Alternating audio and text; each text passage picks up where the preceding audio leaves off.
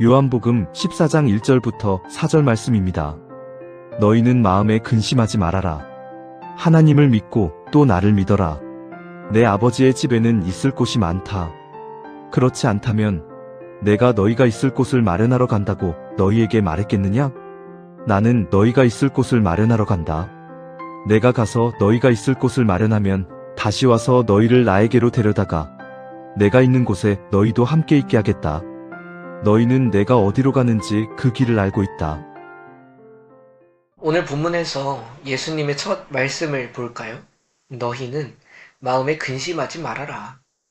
지금 예수님과 함께 있는 것은 제자들입니다. 제자들은 왜 근심하고 있을까? 본문 앞에 13장에서 있었던 사건들 때문입니다. 제자들은 자기들 중 한 사람이 예수님을 팔아넘길 것이라는 말을 들었습니다. 그는 가룟 유다였죠. 예수님께서 죽으실 것을 다시 한 번 더 예고하시기도 하셨습니다. 그들의 발을 닦아주시는 예수님의 분위기가 심상치 않았습니다.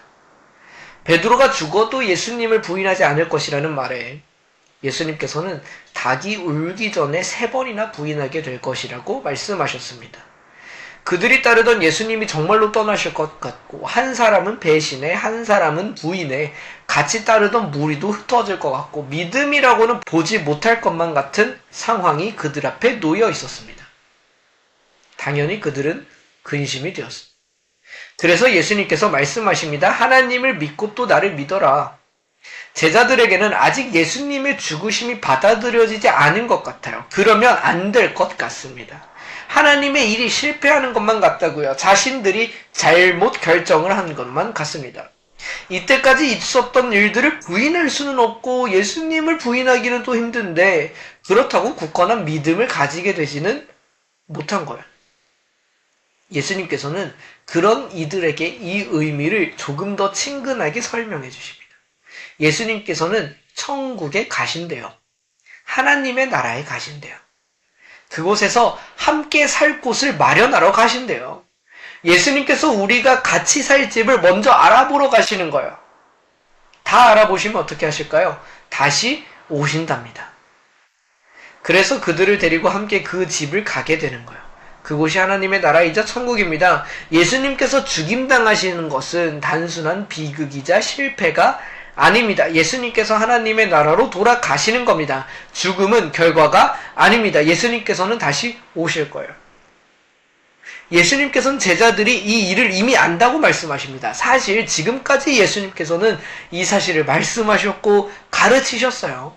예수님께서 죽음을 예고하신 것도 단지 요한복음 13장에서만 있었던 사건이 아닙니다. 그 전부터 말씀하셨어요. 제자들이 이를 받아들이지 못하고 믿지 못하고 잊어버렸을 뿐이지. 내일 보게 되겠지만 제자들은 다시금 자신들이 어떻게 알고 있냐고 묻습니다. 예수님은 늘 말씀해 오셨는데 최근에 제게 시간이 지나서 잊혀졌던 단어가 다시 떠올랐어요. 마라나타. 요한계시록 마지막에 등장하는 구절과 같죠. 아멘. 오십시오. 주 예수님. 주님 다시 오신다는 말씀이 요즘 다시 떠올라요. 신앙생활을 이어갈수록 우리에게는 현실이 더 크게 와닿기 시작합니다. 처음 믿었을 때의 긴박함은 사라집니다. 그 열정도 사라지는 것 같습니다. 평범한 일상이 반복되는 것 같고 사실 신앙이 큰 영향을 발휘하지 못한다고 느끼는 순간들도 있습니다. 그러나 그렇지 않습니다. 신앙생활이 교회 잘 다니고 예배 잘 드리고 기도응답 받는 것이 전부라고 여겨지는 우리에게 예수님께서는 그렇지 않다고 말씀하십니다. 주님 다시 오십니다. 주님께서 하시는 일은 명확합니다. 그의 나라를 준비하시고 우리를 그의 나라로 초대하시는 거예요. 이곳에서 잘 먹고 잘 사는 게 우리의 소망이 아닙니다. 예수님께서 다 준비하셨대요. 그 준비된 나라로 가는 게 우리의 소망이에요. 그래서 예수님 십자가 지시는 겁니다. 우리의 죄의 문제를 해결하고 하나님의 나라에 함께 살 수 있도록 준비하시는 거예요.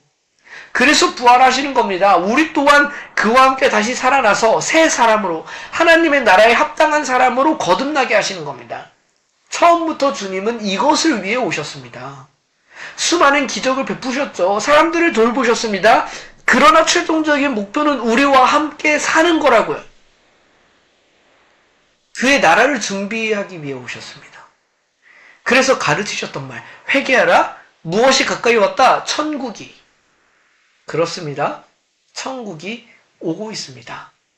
우리가 봐야 할 것도 이것입니다. 천국이고 하나님의 나라입니다. 주님께서 하나님의 나라에 우리 살 곳 마련하시고 다시 오시는데요.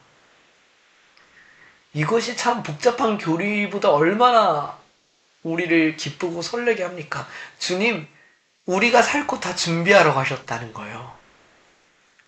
우리의 종착지는 하나님의 나라입니다. 잠시 함께 기도합시다.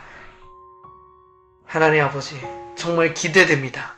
주님께서 우리가 살 곳을 준비하러 가셨답니다. 우리의 병도 고치시고 우리의 기도도 들으시고 여러 가지를 우리한테 해결해 주시고 선물로 주시지만 가장 중요한 것, 우리가 같이 살 수 있는 그 거처를 주님 다 마련하셨답니다. 우리도 이것을 보게 하여 주십시오. 현실에서 믿음을 가지고 살아가며 다 잊어버리고 살아갈 때가 너무 많은 우리에게 그 하나님의 나라를 다시 가르쳐 주십시오. 하나님의 나라를 잊지 않게 하여 주십시오. 상상 속에만 존재하는 그 하나님의 나라가 아니라 정말로 그 예수님이 우리의 살 곳을 준비하러 가셨다는 그 말이 우리에게 너무 기쁨으로 와닿게 하시고 기대로 와닿게 하여 주십시오. 주님, 그날을 기대합니다. 정말 그곳을 기대합니다. 주님께서 준비하셨다는 그 거처를 저희들이 기대합니다. 그 하나님의 나라를 소망하며 오늘 하루도 살아가게 하여 주십시오. 예수님의 이름으로 기도합니다. 아멘.